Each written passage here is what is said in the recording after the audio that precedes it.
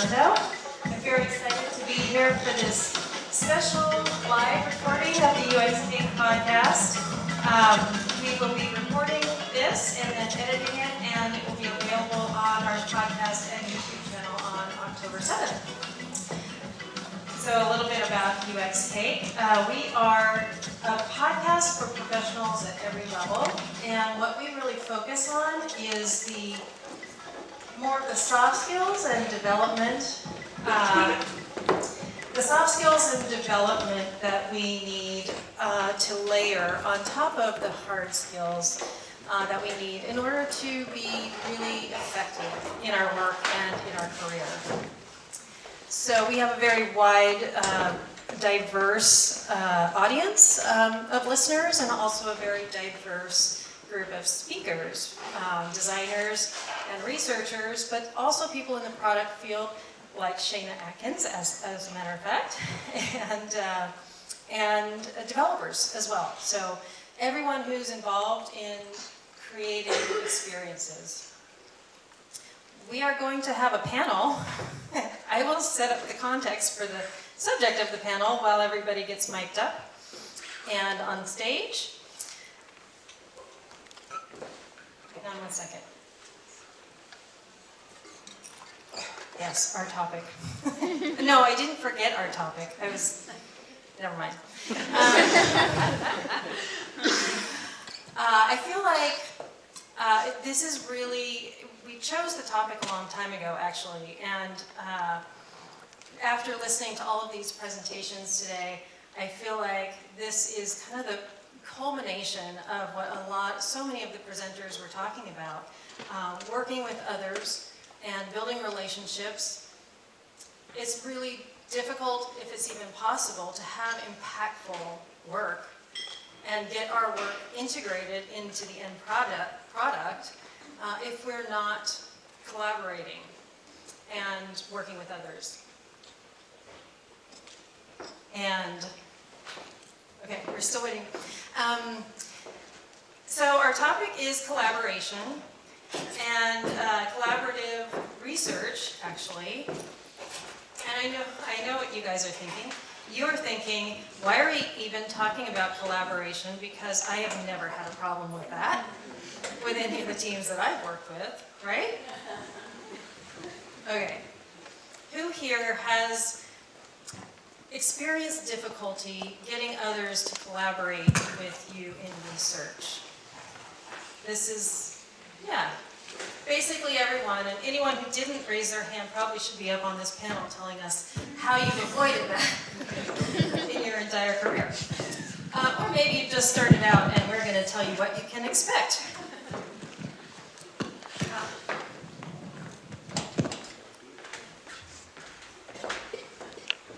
Unfortunately, we can edit audio. We can't really edit video, so everybody gets to see how I forget my notes, etc. Okay, so we are going to be talking. I feel like we could have selected any of these panelists or any of the presenters to be on this panel today,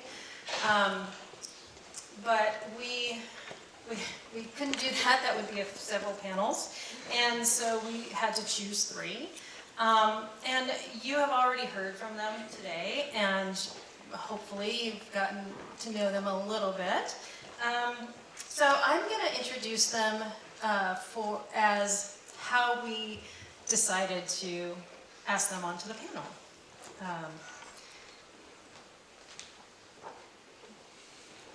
This part is edited out. All right, so we're going to start with Ariba Jahan, who is the Director of Innovation at Ad Council. And as part of this, Ariba collaborates with a widely diverse set of people, partners who are not at Ad Council, as well as the teams within Ad Council. And so that's a unique experience to be coming from. So Judd Anton is as the director of research at Airbnb, but he's also been a researcher and a research manager at other large companies like Yahoo and Facebook, which apparently don't necessarily have their act together in collaboration as well as Airbnb do. So lots of lessons learned that I'm sure he took with him to Airbnb, and can give us that perspective from the large corporate side of things. And Kamal Faiz is a UX researcher who, in addition to her current experience in a tech startup, so that's also another sort of experience bringing onto the panel. And as you heard, she also worked with a large, on a large social good project with other researchers who were from other organizations, were in other countries, and so, you know, a lot of effort goes into collaborating. So Ariba and Jed and Kamal, thank you so much for being on the panel. Thank you. Thank you.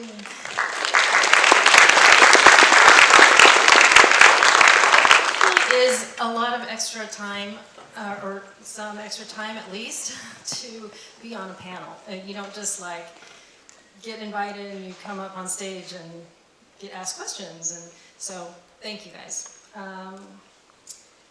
We're going to start with kind of setting the stage a little more for people in the audience might not have ever experienced collaborative research, or would like some examples, maybe other examples of how collaborative research can be, what it can look like. So I'd like each of you to give us just a short story from an example from your own experience of collaborative research.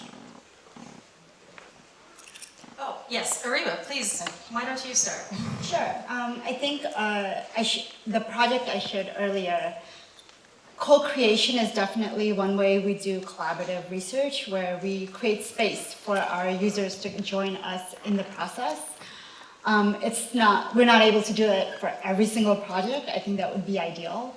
But we're hoping that by showing the value of the learnings that we gather and then the insights that we get from working directly with our users, then more projects will create space and budget for co-creations.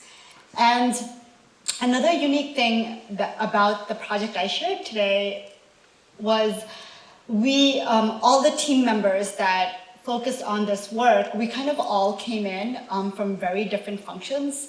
So people were from strategy team, PR and social team, digital, and we even had some people from business development who was just interested in creating something for creating a more inclusive world for teens. And we create the space for everyone to kind of come on, all hands on deck, with level setting that let's all understand the research that's involved, let's all do the research, and then everyone has to do an interview, and everyone has to ideate, and everyone has to sketch and prototype.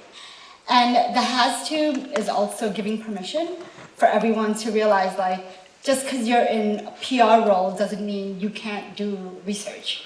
Just because you are in a different function doesn't mean that your insights are not valuable. I think we've been talking about that a lot today. How can research be more part of our ethos in every department? And I think that was another way for us to show the value of research by inviting everyone to the table to do it together. Yeah, I really agree with the point that collaboration and research, one great thing it does is it show everybody that everybody can be a researcher, and research is for everybody. I will always remember a collaboration we did at Airbnb a while back. It involved a pretty large team of researchers, and it was one of the most effective examples I can think of bringing in engineers and designers and data scientists and product managers to do this work. And what was so cool about it is that it was a series of research that was going on in a variety of countries. I think we went to Malaysia and Thailand and to Japan. And they organized it so that there was an away team and a home team. And what that meant is that there was a cross-functional team of collaborators who went out into the field. During the day, they were in the homes of Airbnb hosts. They were testing prototypes and getting feedback. They'd synthesize at the end of the day, and just as the home team was waking up and do a handoff, and then they'd go to sleep and sort of repeat. And then the home team would sort of spend their working hours refining the concepts and coming up with new questions. And at the end of it, there were engineers who were just like fixing bugs and quirks in the back rooms, and just everybody felt ownership, and we just got to a better outcome faster, which is why I think collaboration I think it's the best thing about collaboration in research. What I'll share about the value of collaboration, so my experience, as you were mentioning, my learnings are coming from one, on a global scale, collaborating with other researchers, and on the other hand, my collaborations in teams in a tech space. So what I think the value of collaboration really brings in is this multidisciplinary understanding. These perspectives coming in from different fields, different industries, different countries, and geared towards one goal. It's like seeing the elephant from like different perspectives so that it becomes visible. The whole elephant becomes visible. And another thing that I think is very important in terms of that is there's this advantage in terms of shared experiences. In a collaboration, what happens is we get to have these shared experiences which then help understand where we're heading towards and how are we heading towards it together. And in terms of like my tech experience, what I really learned from this tech startup that I'm working at, Zensurance, is that this value of retrospective conversations. So we're always talking together about what worked and how we can do it better. And that is only possible if you bring the idea of collaboration in teams. Because you can make sense of what worked and how can we do it better if it wasn't people sitting together and trying to figure it out together. So yeah. Awesome, thank you guys. That helps kind of set the stage for some of these questions that we came up with about collaborative research. I think one of the questions we came up with when you are working with people on different teams, different disciplines, even different researchers, everyone is coming in with a different understanding of what collaboration is, and possibly even what their role in collaboration should be, and so that's kind of a tough place to start from. Ariba, you have a lot of experience with both partners and internal. Like, how do you actually get that alignment on what collaboration is going to look like? I learned the hard way that you have to be very, very clear and transparent about what is the intention of the collaboration. I think collaborating for the sake of collaboration doesn't make anyone feel like you're making progress or you're moving forward, but like really identifying what key milestones in your project will diverse perspectives really make a huge contribution. And then everyone that you're inviting, you need to let them know why their perspectives really matter. And the fact that all perspectives are welcome to the table. And for me, what that looks like is providing pre-reading so that anyone who might have not been part of the project before but now is being invited, they have an opportunity to reflect and get their thoughts in order. And that also helps introverts. So I think that's the other thing about collaboration, is that sometimes when you bring people together, are you managing the room in a way where all voices are getting a second to share? And so sometimes that looks like providing pre-readings as well as a really detailed agenda, just so people understand, like, is this meeting to make a decision? Or is this just to like put all types of ideas to the wall and be able to be as generative as possible? So we use the modes open, explore, and close. Have you guys ever heard of that before? Open, explore, close? Okay, cool. So sometimes even in the agenda, I'll put in like this session, this meeting is all about opening all the options possible. So, yeah. What can you just explain very briefly? What is Open, explore, close? Yes, open, Okay. explore, close. So open, explore, close are three modes of thinking. Opening is all about being as generative as possible. So unpacking all the options, all the questions, all the assumptions, all the things. And explore is a moment where you're taking all of that and then you're kind of like asking all the right asking questions to vet your ideas, then working on top of someone else's ideas to push it a little further, thinking about what research insights may inform on which ideas to move where, or the questions that's been raised, which questions should be prioritized. And closing is then kind of going through that messy exploration process to then come to a conclusion on, okay, here are a few ideas that we need to like explore a little further to figure out whether any of these are right. Here are some questions that we've really unpacked and we've identified that these are our knowledge gaps. So like the open, explore, close helps people that are like, people who really love hanging in the open space. They know like, oh, okay, today is all about making decisions. Or people who are closers, right? People who only love making decisions. Okay, today is all about being generative. So giving them the permission to be generative today, knowing that another session will be made for us to close and make decisions. So I found tools like Open, Explore, Close to kind of like flatten everyone's roles too. Like today we're all going to be generative, and then we also start those sessions with some agreements. Agreements are just like some pillars we identify that are critical, like creating space for everyone to be heard. So if someone else hasn't had a chance to share, making sure like you're kind of encouraging others to share. Not by like pointing at them or calling them out, because I don't think anyone enjoys that. But just being mindful of the shared voices and making sure people are aware of their body language. Sometimes people can cue whether or not they disagree with something just by their facial expressions or their body language. So if we're in an open mode, don't do that. So I found like being very clear about some agreements where we're like, if we're being generative, what does that really look like? If we're exploring, and what are we hoping for discourse and friction to really happen so that we can be diligent and make sure that we have standard practices, and then closing for like decision making. I want to point something out here.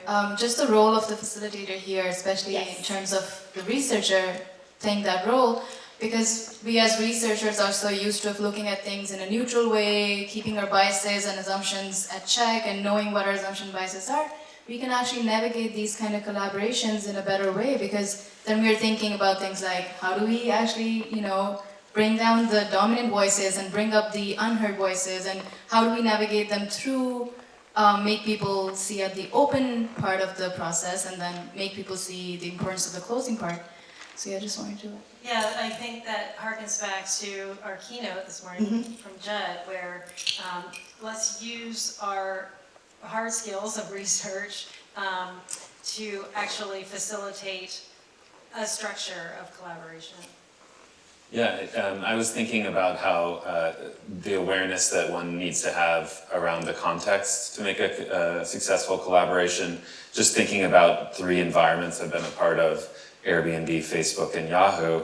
I think at Airbnb, I often, in the context of collaboration, need to force people to be, or not force, I don't force anybody. The encouragement needs to be to get concrete. Like, we don't hurt for innovation or big ideas. There's lots of that. It's more like, let's converge. Everyone gets a job. I need you to act. You're going to be a part of this. Take notes, interview, synthesize, whatever.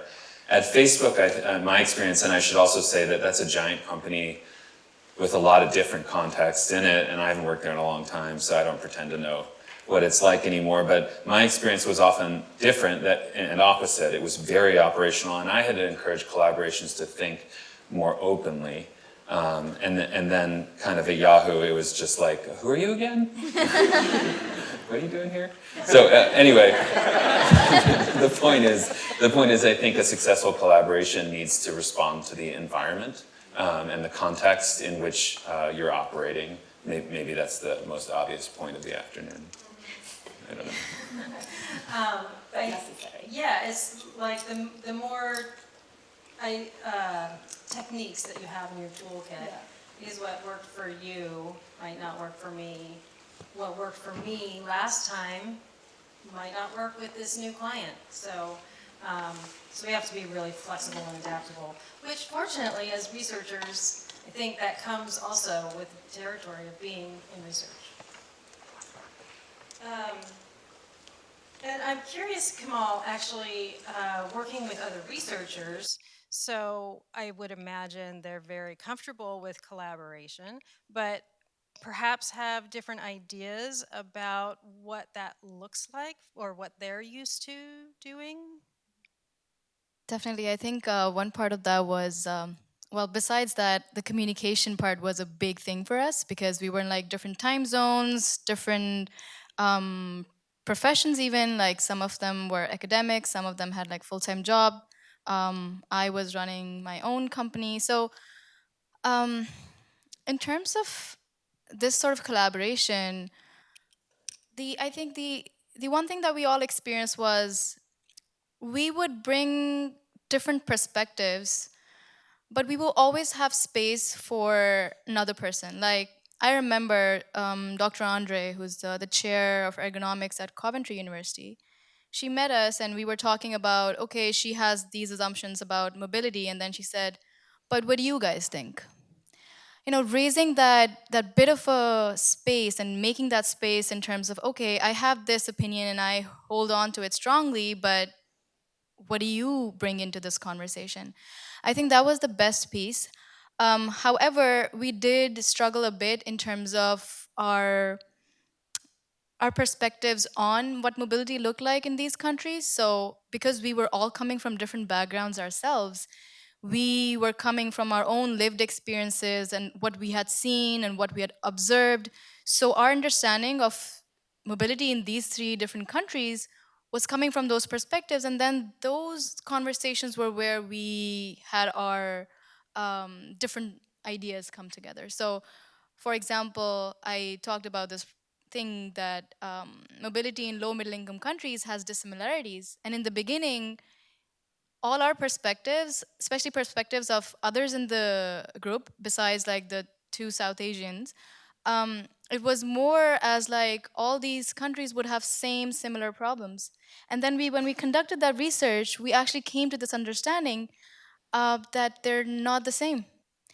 So if we would have like mentioned that in the beginning, saying, oh, no, this is what I think, would not have made any difference. But when the user and when the people and the narrative start saying those things, it helped bring that idea together. So yeah, in terms of some of the issues, that's what I think, the perspectives, but having that space is very important.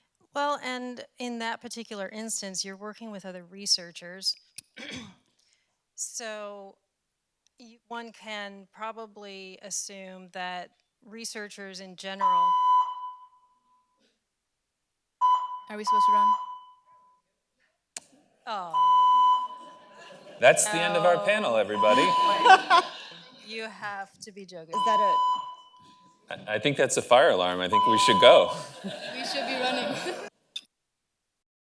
Okay, well, we are going to And go we're back. ahead and finish.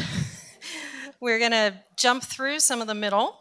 Ariba and I were just talking about how valuable this type of thing is at the end of the day when people, especially this conference, lots of questions come up and you're hearing lots of really,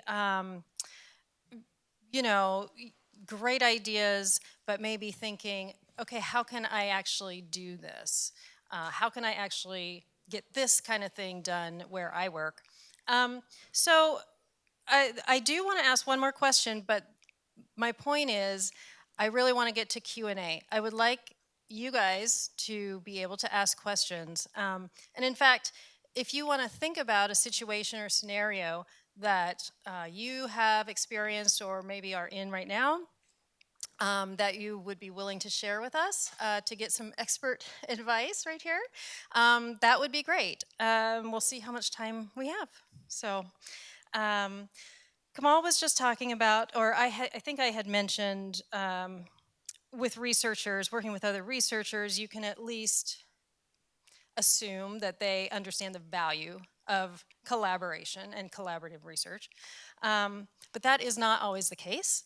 I'm not sure if any of you have ever experienced this, but I have in both a corporate setting and in a client stakeholder kind of experience that that is not the case. That they're like, well, you know, we've always just gotten a handoff. Can you just do the handoff thing? So It's not embedded in the culture and the DNA of those. yeah, exactly. And I think, Judd, you probably, coming from a corporate experience, must have some experience with this and maybe how you get people to understand the value of collaboration. Yeah, I mean, I think we discussed this a little earlier. Partly people, like your average engineer at a tech company, may not realize that they can have a voice and be a part of what research is. They just don't think of it as part of their job. But I give this exact example in our onboarding, in a sort of section in our onboarding when people join Airbnb. I'm sort of talking about the different value that quantitative and qualitative and research and data science provide. And the thing I always say is that there's a thing that even an N of 1 can do every time, and that's provide an existence proof. And especially with engineers, I've seen that existence proof be so powerful, because an engineer who didn't realize that research was a thing they could participate in, you get them into the back room or you get them facilitating, and the thing that they built that they think was just so intuitive and amazing, and it falls apart so badly in front of their eyes once, it doesn't matter how common that is. The bubble is burst. And so I think a lot of what participating and collaborating with those people is showing them, one, this is for you as well, your job can be this, but then also, once they've had that first experience of insight, which can happen from just one person, I can think of the faces and names of people who have never gone back and have become the converted in a certain way.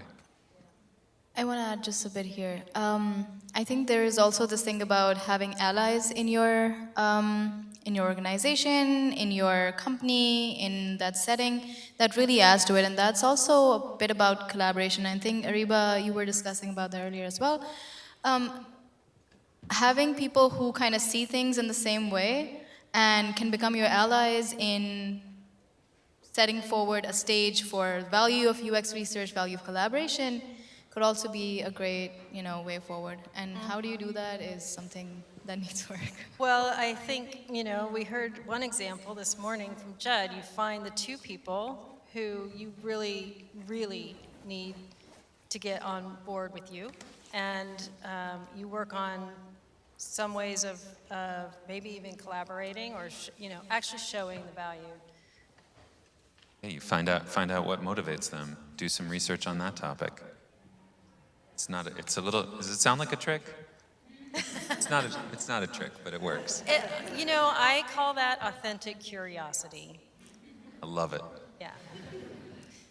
Okay, we have 10 minutes left, and maybe we'll go over a couple minutes. I really want to make sure that we get some questions and can provide some answers. Okay, we have a question up on top. Hi, my name's Jen, and when I hear collaboration coming from like a planning background and stakeholder engagement, I think about the ladder of engagement, like consulting, informing, collaborating, and then at the peak of that, having empowerment.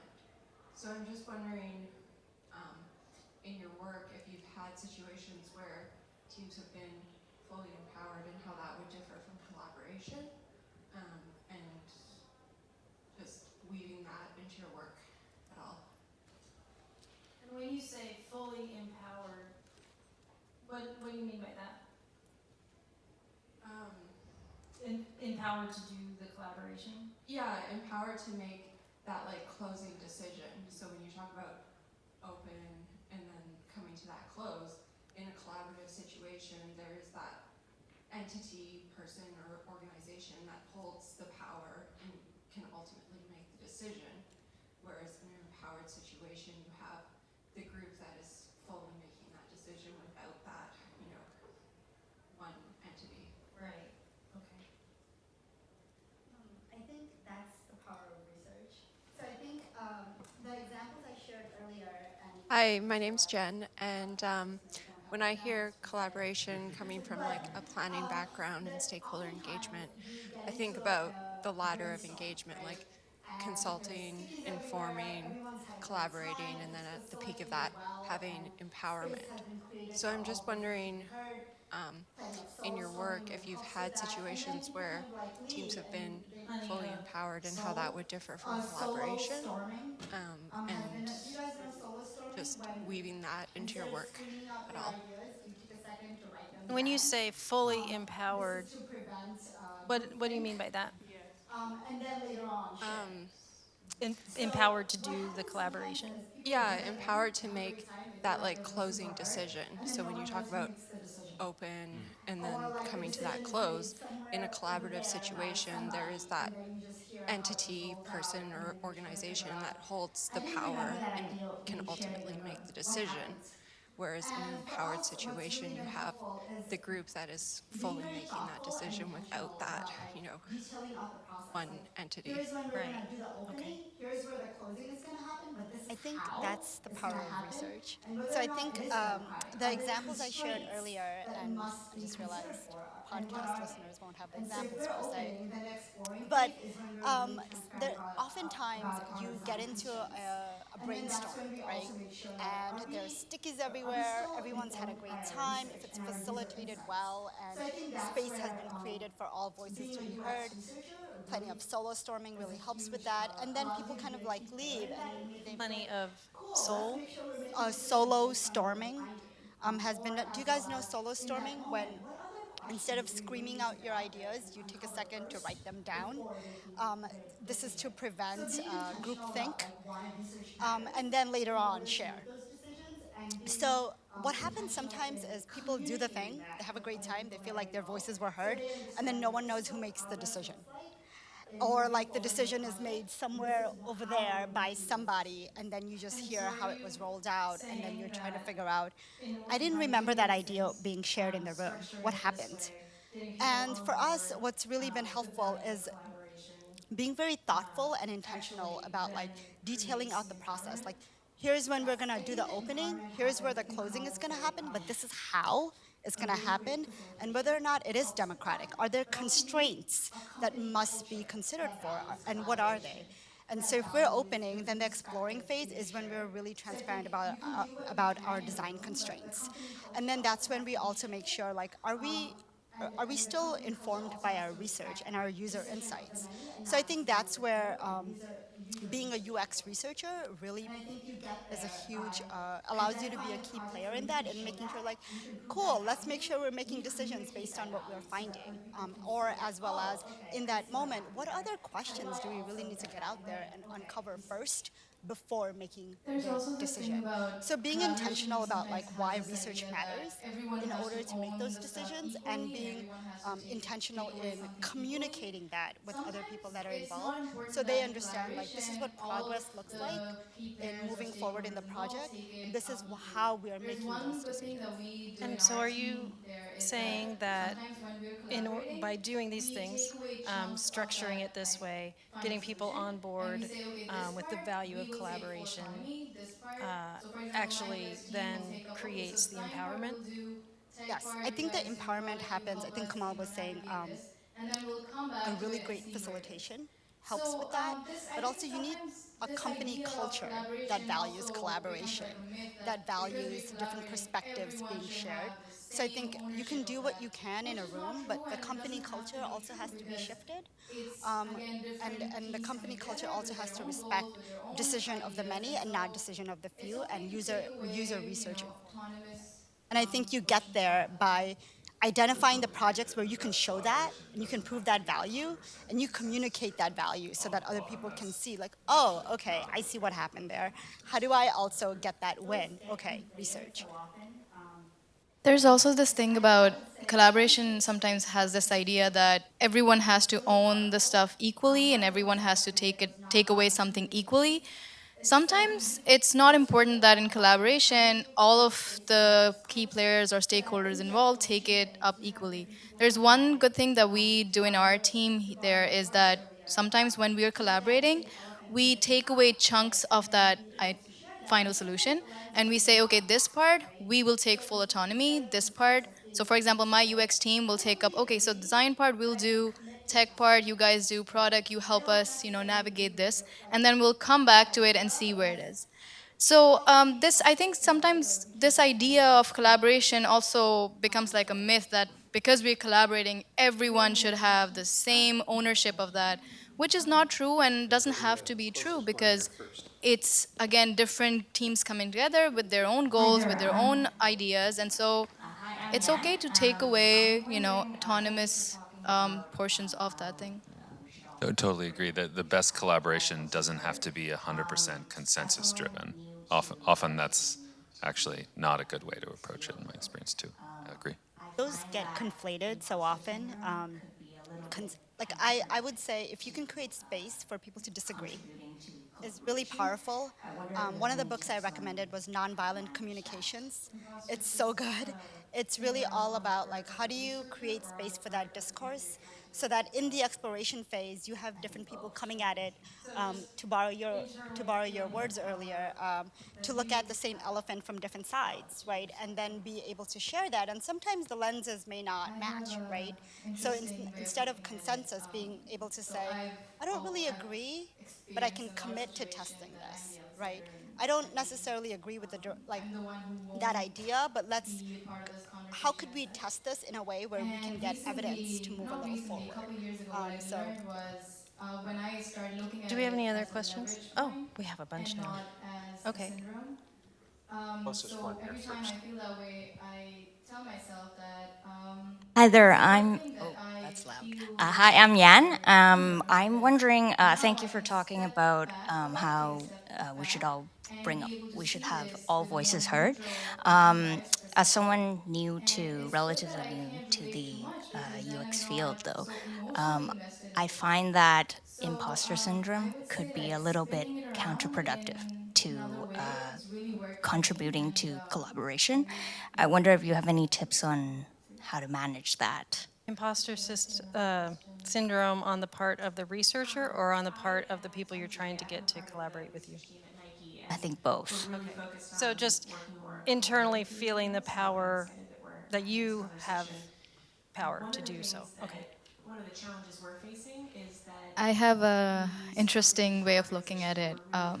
So I've experienced in a lot of situations that I'm the outsider and I'm the one who won't be a part of this conversation as such. And recently, not recently, a couple of years ago, what I learned was when I started looking at it as a leverage point and not as a syndrome.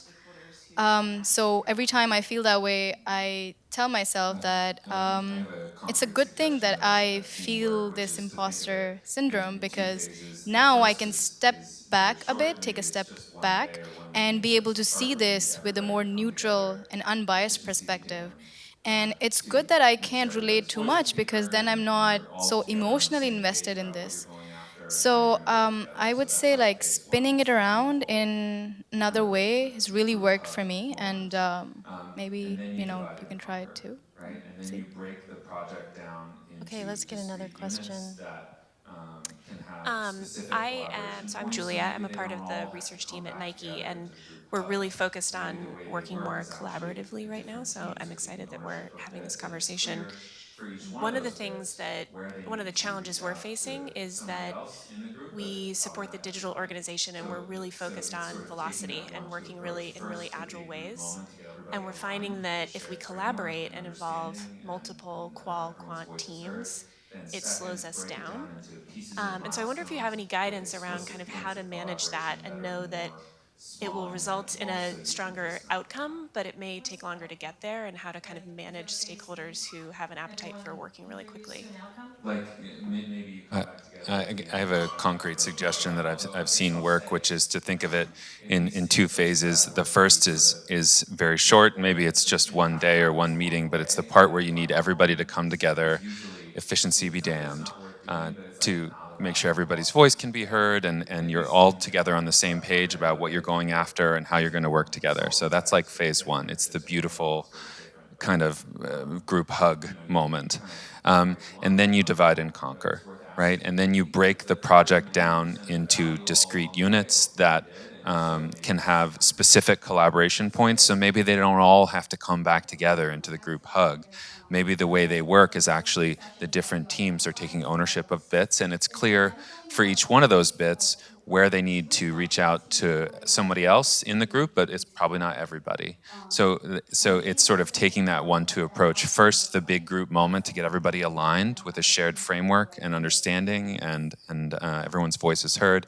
Then second, break it down into pieces and milestones with explicit points of collaboration that are more small and manageable, so you can just knock it out. What's the outcome? Like, is there a phase 3? Everyone contributes to an outcome? Like maybe you come back together at the end for a kumbaya. Although I guess I'll say, at least in the places I've worked, the sort of the impact happens along the way, and that final moment is usually. It's not that it's not worth doing, but it's like not about the glossy deck. At least in the environments where I've worked, I know that if you work, for example, on the consulting side, it's very different. If there's a handoff, it's very different. But you kind of might want the final moment, but it's worth asking, did we deliver 90% of the value all along the way? Hopefully you did. And if so, maybe it's time to just, it's okay. You can just keep going. The only thing I'll add to that is the working sessions that you identify, the small bursts, is identifying what overlays of which functional teams overlays in a way that they really do need to collaborate, and being specific on what that outcome looks like. That's also been helpful, is to identify the teams that overlay in those critical moments. In comes an engineer, a product person, a marketer. I have time for one more question. And they blow my mind, and I love that. How do you reconcile being the most informed person in the room while trying to create this environment of collaboration? Good. I guess my honest first thought is don't assume you're the most informed person in the room.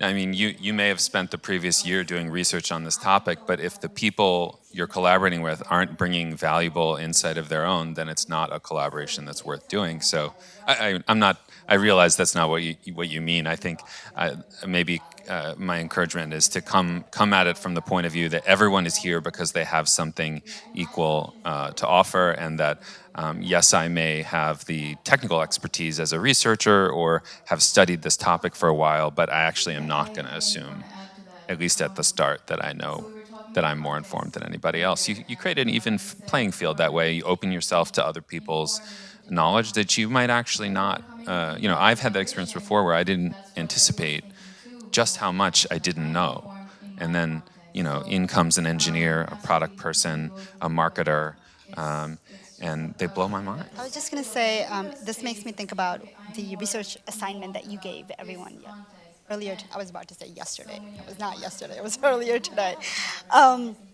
With researching your own teams to understand their motivations and just getting to know them through authentic curiosity. For me, that's really helped me. Because I don't have a specific team that I work with. I work with everyone and anyone across the whole company. So being able to identify why certain people needs to be brought together in order to collaborate means I need to understand what knowledge gaps do I have that I need them to come and fill. And my assumption is always that someone else knows way more than I do in something that I don't even know. I want to add to that. So we were talking about context earlier, and when you said informed, it makes me think informed in a particular context. And everyone coming in that collaboration, that's what everyone's thinking too most of the times, is that I'm informed in my context. So absolutely agree with both of you, but yeah, it's just about having that perspective of that little bit of space of saying, okay, I'm more informed about this context, but then so many other contexts in the room, and I think that's what collaboration is. If we don't appreciate that, that's where the friction is.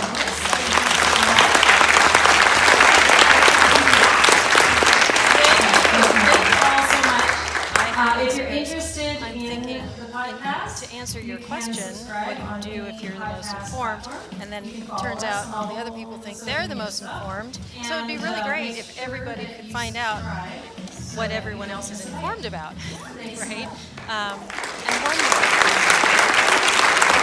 is all together and kind of a blueprint analysis, or there could be other ways, you know, journey mapping, just building it together based on your own knowledge, you know, which you're going to go out and test later, or maybe you already have, you know, user input to that. But that way everybody has a chance to give their information that they know.